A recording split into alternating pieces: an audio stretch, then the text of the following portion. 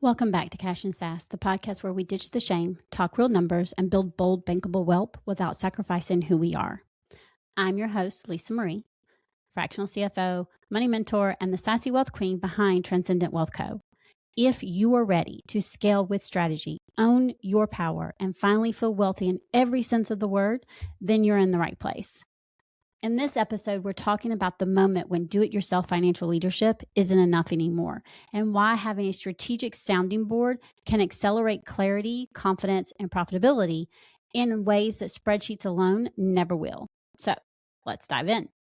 If you've been building your financial clarity the way we've talked about, your baseline, you've defined your pay standard, you're protecting your margin, you've created structure. That's powerful. It's golden. It's needed. But there's a stage in business where something shifts. You're no longer confused. You're no longer financially foggy. You're just carrying too much. And this stage is dangerous.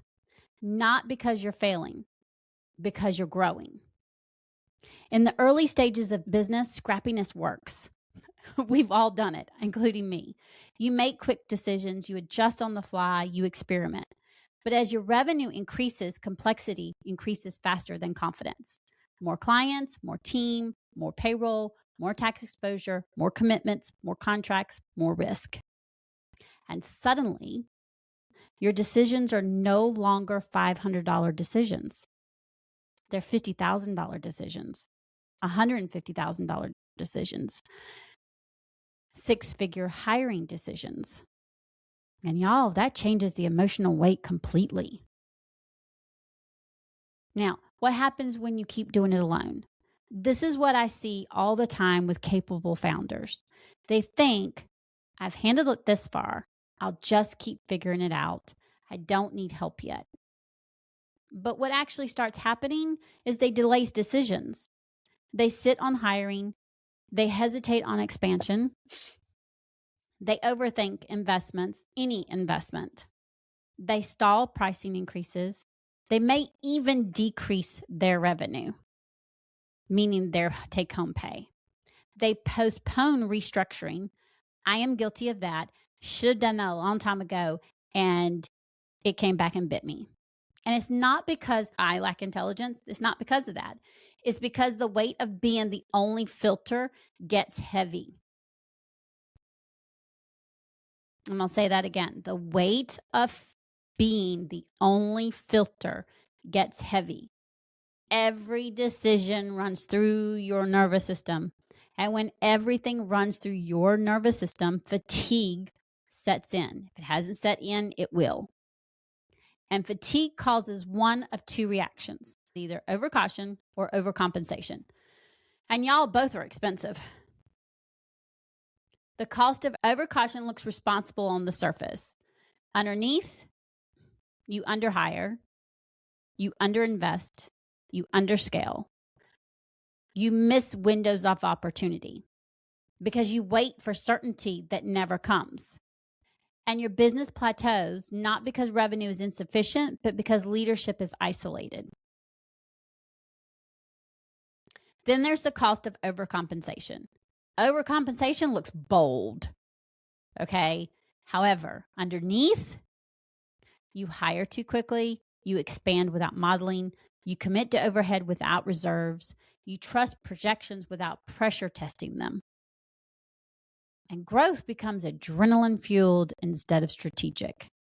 Been there, done that. And that's when profit leaks accelerate. So what does a strategic sounding board even provide, Lisa? I'm glad you asked. A true strategic sounding board doesn't take over. Because I guarantee you, a lot of you are thinking, oh, you're just talking about taking over. No, I'm not. A true strategic sounding board does not take over. Instead, they stabilize your thinking. They ask questions like, what happens if this hire underperforms? What does this decision do to your margin 6 months from now? What does your tax exposure look like at this revenue level? What's your real break even after payroll expansion? If the revenue dips 25%, are you still safe? Y'all, that's not fear-based. That's leadership-based. Those are questions I guarantee you all the big, huge, wealthy people out there, they ask, they have that sounding board and they're asking those.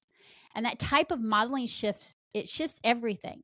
Because once you see the full picture, decisions stop feeling heavy. They start feeling informed. Let me give you some real life patterns I see. A founder at 40K months hires 2 team members at once without modeling payroll impact across slow months. What happens? Revenue dips. Margin disappears, and her stress spikes up. Not because hiring was wrong, because the modeling was missing. Meaning, would it have been better to hire one and then hire the second one so many months later? It's looking at the big picture to see what it's going to do, right? Another example, a founder increases their revenue from 30K to 75K months, but does not increase the tax allocations proportionally. Can you say what happens? Next tax season, 6-figure shock. Not because growth was bad. It's because the forecasting wasn't upgraded. Or a founder keeps raising revenue, but never defines enough. So lifestyle inflates with income. What happens? Margin stays thin. Wealth never actually accumulates. Basically traded one job for another. I don't know about y'all, but I don't want that. Y'all, that's not a math issue. That's a strategic leadership gap. Now, I am now going to talk about something that no one ever want to talk about. Money is emotional. Money decisions aren't just math. They're emotional decisions. They hit identity. Hiring hits control. Pricing hits worth. Investing hits risk tolerance. Scaling hits capacity. And when you're alone in those decisions, you tend to make them from one of 2 places, fear or ego. Y'all, a sounding board removes both. They bring grounding perspective. I have a sounding board. Yes, I am a fractional CFO. I'm a money queen. I'm the sassy wealth queen. I'm a money guru, and I have a sounding board because I'm in it. And if I'm that close in it, I want a sounding board so that fear and ego are removed. And instead, I have, and they help me have grounded perspective. They remind you what the data actually is, what the projection is, and they remind you about the assumptions, what the assumption is. And that separation builds calm, and calm leaders make profitable decisions. And y'all, it doesn't matter how sound your structure is, money is still an emotional decision. So you want a sounding board to help you be grounded. Now, how do you know you're at this stage, that you've outgrown the pure do-it-yourself? You understand your numbers, but you don't fully trust your interpretations. You want to grow, but do not want to destabilize what you've built. That's a big one.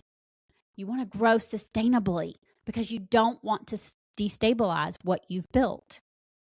You're making strong revenue, but you feel tight, not expansive.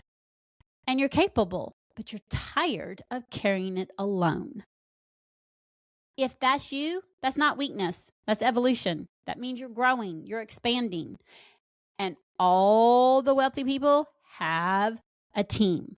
They have the sounding board so that they don't have to carry it alone, which good news is you don't either. Even at this stage, patterns matter because they can still creep in.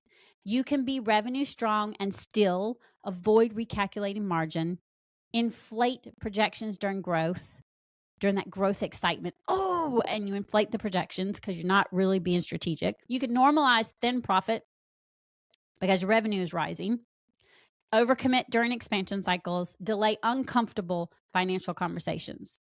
And these are normally subtle and they're incredibly common. That's why I created the 7 Money Pitfall email series, because before someone hires high-level support or even considers it, they need awareness of the behavioral patterns quietly shaping their decisions.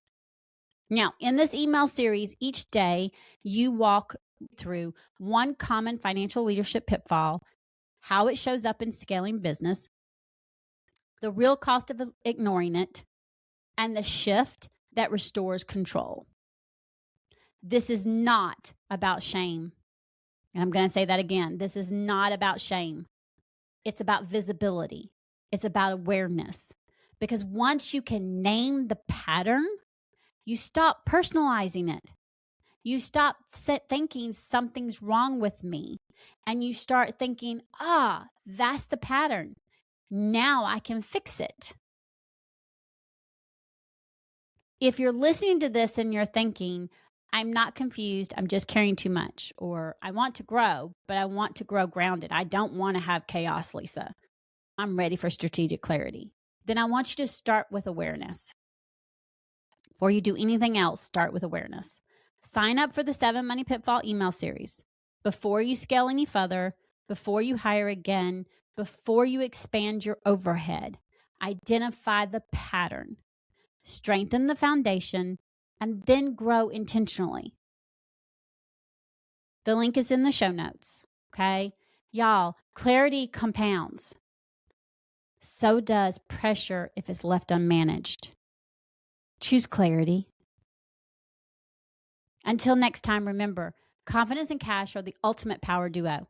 Go check in with your money, and as always, have a fantastic and wealthy day.